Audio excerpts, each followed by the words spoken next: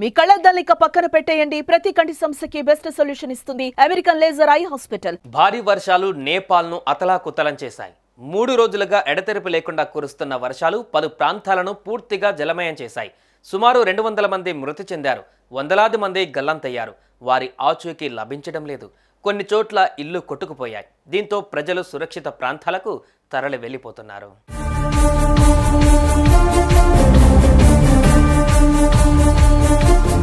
నేపాల్లో గత కొన్ని రోజులుగా వరదలు బీభత్సం సృష్టిస్తున్నాయి. చాలా ప్రాంతాలలో వందల ఇళ్లు నీట మునిగిపోయాయి. పదుల సంఖ్యలో వంతెనలు ధ్వంసమయ్యాయి. దీంతో జనజీవనం స్తంభించింది. పలుచోట్ల కొండ చర్యలు విరిగిపడటం లాంటి ఘటనలు చోటు చేసుకున్నాయి. దీంతో రోడ్లు ధ్వంసమయ్యాయి. భారీ వర్షాల కారణంగా మృతి చెందిన వారిలో కావ్రే పాలాంచోక్, లలిత్పూర్, ధాడింగ్, కాట్మాండ్, మక్వాన్పూర్, సింద్పాల్ చౌక్, డోలాకా, పంచ్తర్, భక్తపూర్ ప్రాంతాలకు చెందిన వారు ఉన్నారు.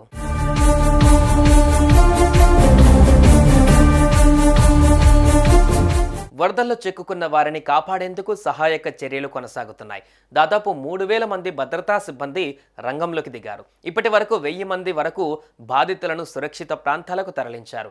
సహాయక చర్యలు ఇంకా కొనసాగుతున్నాయి. కాట్మాండ్కు సమీపంలోని భక్తపూర్లో కొండ చర్యలు విరిగిపడి ఒక ఇల్లు కూలిపోయింది. ఈ దుర్ఘటనలో ఆ ఇంట్లోని గర్భిణీ స్త్రీ, 4 ఏళ్ల బాలికతో సహా 5గురు మరణించారు.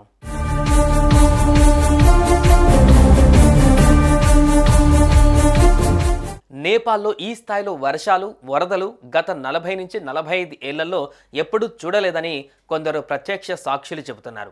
భారీ వర్షాల నేపథ్యంలో నేపాల్ ప్రభుత్వం పాఠశాలలు, కళాశాలలకు 3 రోజుల సెలవు ప్రకటించింది. అటు ఈ వర్షాలు మరో 2 రోజుల పాటు కొనసాగుతాయని అంటోంది వాతావరణ శాఖ. అప్పటి వరకు ఎవరు కూడా బయటకు రావద్దని హెచ్చరించింది.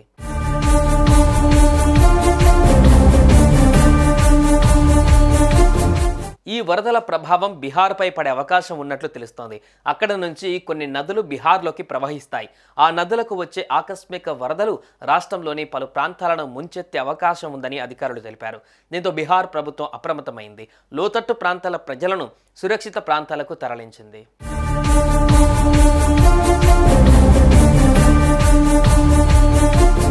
ప్రకృతి ప్రకోపాన్ని ఎవరు ఆపలేరు. ఎప్పుడు ఎలాంటి విధ్వంసానికి దారితీస్తుందో చెప్పలేకపోతున్నాం. అకస్మాత్తుగా వరదలు వందలాది ప్రాణాలు తీస్తున్నాయి. నీరు ఎటుపోలేక ఇళ్లలోకి వచ్చి చేరుతుంది. ఫలితంగా ప్రాణ నష్టం, ఆస్తి నష్టం మామూలైపోయింది.